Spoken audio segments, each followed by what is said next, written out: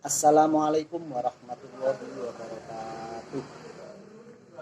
Bismillah, alhamdulillah, wassalatu wassalamu ala rasulillah Sayyidina Muhammad bin Abdillah wa ala alihi wa sahbihi wa mawala. La haula wa la quwata illa billah, amma ba'da. Yang sangat saya hormati Bapak dosen pengampu mata kuliah pengantar ekonomi makro, beliau Bapak Arif Nuraini MSy, dan juga teman-teman mahasiswa sekalian yang sangat saya cintai dan saya banggakan.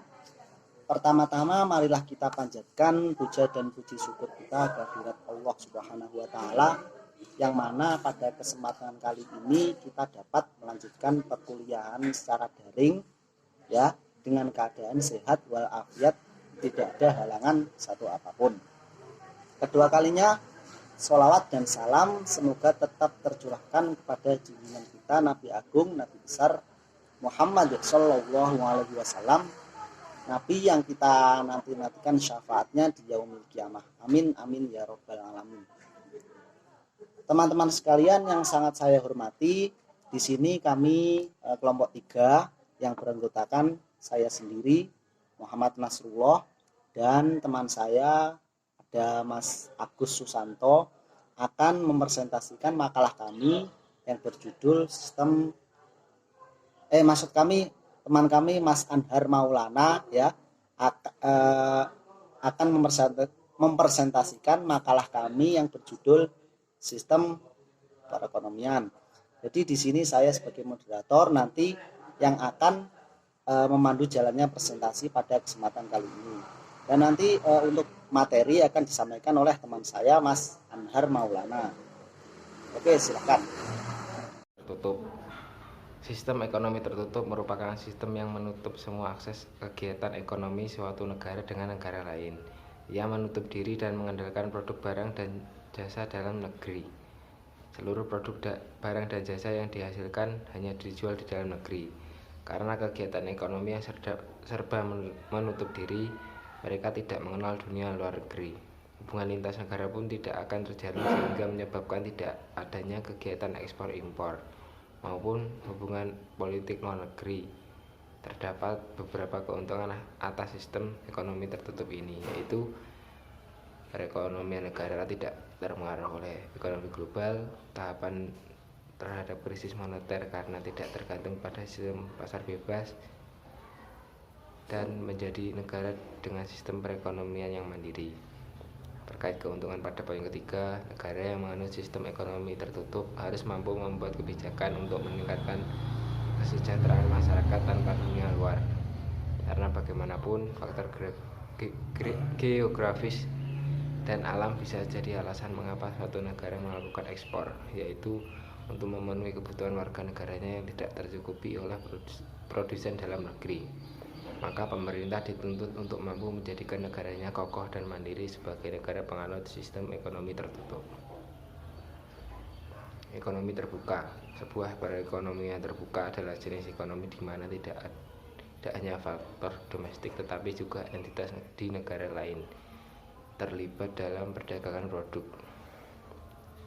Perdagangan dapat berupa pertukaran manajerial, transfer teknologi, dan semua jenis barang dan jasa. Ini kontras dengan ekonomi tertutup, di mana perdagangan dan keuangan internasional tidak dapat terjadi. Tindakan menjual barang atau jasa ke luar negeri disebut mengekspor. Tindakan membeli barang atau jasa dari luar negeri disebut mengimpor. Ekspor dan impor secara kolektif disebut perdagangan internasional. Ada sejumlah keuntungan ekonomi bagi warga negara dengan perekonomian terbuka. Keuntungan utama adalah bahwa konsumen masyarakat memiliki variasi barang dan jasa yang jauh lebih besar untuk dipilih. Selain itu, konsumen memiliki kesempatan untuk menginvestasikan tabungannya di luar negeri. Ada juga kerugian ekonomi dari perekonomian terbuka. Perekonomian terbuka saling bergantung satu sama lain. Dari ini memaparkan mereka pada risiko tertentu yang tidak dapat dihindari. Jika suatu negara memiliki perekonomian terbuka, pengeluaran negara tersebut pada tahun tertentu tidak sama dengan output barang dan jasanya. Suatu negara dapat membelanjakan lebih banyak uang daripada dihasilkan dengan meminjam dari luar negeri atau dapat membelanjakan lebih sedikit daripada yang dihasilkannya dan meminjamkan perbedaannya kepada orang asing. Pada 2014 tidak ada perekonomian yang benar-benar tertutup. Keseimbangan pasar dalam ekonomi makro. Keseimbangan adalah menggambarkan suatu situasi di mana semua kekuatan yang ada dalam pasar, permintaan dan penawaran berada dalam seimbang sehingga setiap variabel terbentuk di pasar dan kuantitas yang diminta akan sama dengan yang ditawarkan sehingga terjadilah transaksi. Proses terjadinya keseimbangan. Proses terjadinya keseimbangan adalah pasar dapat berawal dari sisi mana saja, baik pemerintah ataupun penawaran. Semisal kita anggap proses berasal dari sisi permintaan. Permintaan tinggi yang tidak bisa dipenuhi oleh pasokan akan menyebabkan adanya kelangkaan. Padahal menurut hukum, kelangkaan suatu barang yang langka maka akan menyebabkan harga barang tersebut akan meningkat. Perubahan keseimbangan. Keseimbangan yang telah tercapai dalam pasar sebagaimana disebut di atas akan tetap bertahan sampai pada akhirnya terjadi perubahan yang bersifat kejutan pada salah satu atau bahkan kedua kekuatan yang ada dalam pasar. A. Jika terjadi kenaikan pendapatan, maka hal ini akan meningkatkan jumlah permintaan.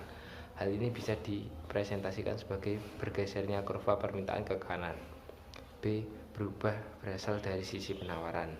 Pada pembahasan di bagian ini akan didiskusikan dampak yang ditimbulkan pada keseimbangan pasar jika terjadi perubahan pada faktor-faktor pada sisi penawaran. Sebagai contoh, di sini akan diambil penurunan yang terjadi pada harga input produksi. Penurunan tersebut akan meningkatkan jumlah keuntungan per unit karena adanya produksi turun sementara harga pasar tetap. Perubahan berasal dari sisi penawaran dan permintaan.